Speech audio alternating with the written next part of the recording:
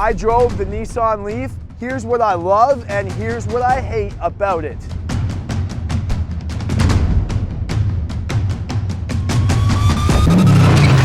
Welcome back to the channel here, guys. So if you're buying the Nissan Leaf, here's some things you might want to know about it before you make your decision. I want to share with you what I love and what I hate. Now let's start off with some of my favorite things. For 2024, the Nissan Leaf is one of the lower priced EV models. It has a Canadian MSRP of $44,592 or about $36,040 USD.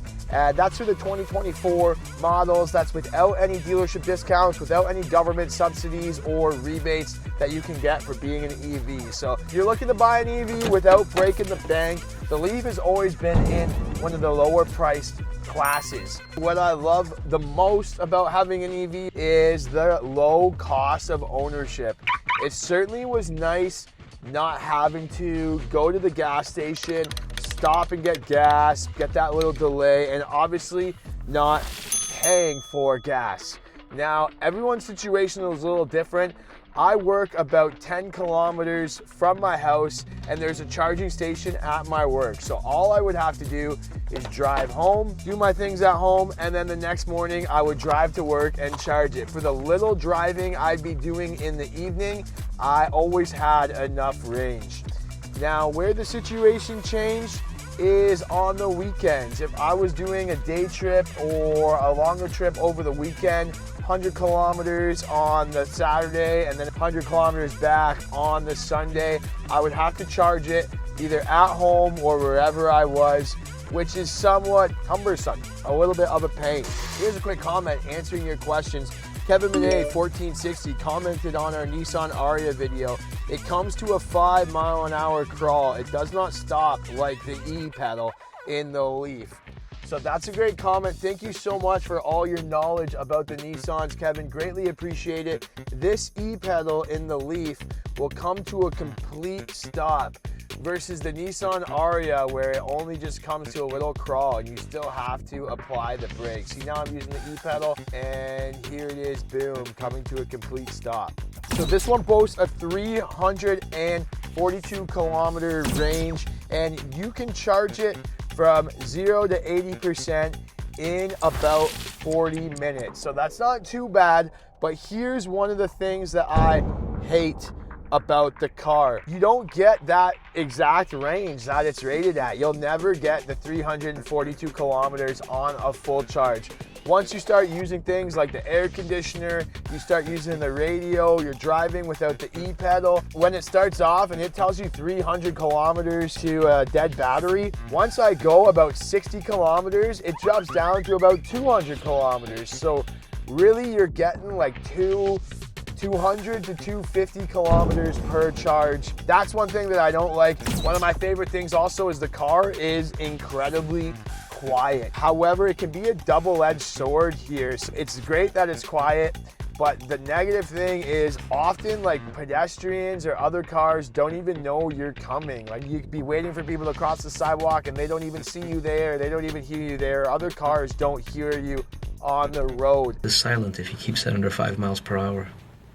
He deserves the win. Nissan's kind of made themselves aware of that. They put the rear sonars on the back and it actually makes a noise outside the car, which will help when you're reversing. If someone was walking, they'll hear you reversing out of parking spots or out of driveways. The other negative is the air conditioner. I'm gonna turn the air all the way up, but because the car is so quiet, it seems like the air conditioner sounds so loud. Normally in a regular car, it doesn't feel like it's this loud. I don't know if it's specific to the Leaf, but I attribute it to the fact that the car is so quiet. So my definite favorite thing that I like about the Leaf is how fun it is to drive. Like the power that goes to the front wheels is phenomenal, and this is certainly a fun little grocery getter.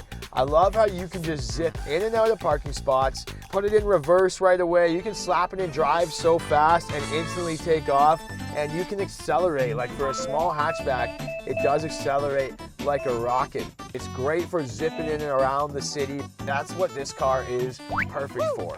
Now, one of my biggest negatives, the break-even point happens very late, and that's what a lot of people don't understand when they're purchasing these cars. With the $44,000 Canadian MSRP, the break-even point on this is gonna be about year 4. That's based on the average Canadian. They do about 20,000 kilometers a year. Me personally, I drive less than 20,000 kilometers a year, so my break-even point might not be till year 5 or year 6. What do I mean by break-even point? You're gonna be spending a higher price tag at $44,000 so you can save money on gas. Based on a typical $35,000 gas car, the break-even point would be around year 4. So it's averaging out, and I did my calculations at about $1.5 per every liter. So $1.50 per liter, and we know the gas prices are higher than that at the pumps. But let's be honest here, you can get a lot of great 4-cylinder SUVs or cars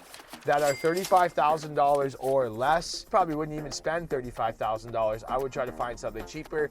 And again, that's not factoring in the rebates that you get from the government. But what people don't understand, especially when you get up to like the $60,000, $70,000 electric cars, the break-even point is not until really like year 7, year 8, year 9. And you need to ask yourself if you really want to keep a car for that long. Big negative too is the space in the car. Now this one, there's no frunk in the electric car, so all you really have is the trunk in the back, and they even give you the charging equipment that they leave in the back there, which takes up a little bit of space. So for me, it's not too bad. If you had kids, you need to put a stroller back there, maybe a groceries, cooler, things like that. It's going to be tight. Tight, yeah! It is still tight feeling. I'm 5'9", lots of headroom, that's great, but leg and knee room is limited in the driver's seat, but I'm sure I would feel that in any sort of small hatchback that I purchased. Another feature that I love, or features that I love, that is the safety features, the Nissan Safety Suite. So you get the Pro Pilot Assist, you get the blind spot warning, the lane departure warning, the high beam assistant. Everything is nice and automatic, and it really helps when you're making those long drives.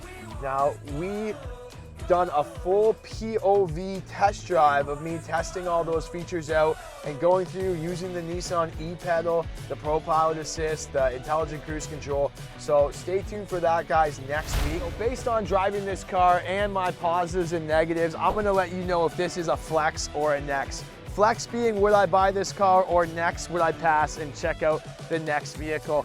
Now the Nissan Leaf, I'm gonna say is a next. Comment below what you guys think, if there is a better electric car in the market, or do you think this would work for you? I'd love to hear it. Have a great day.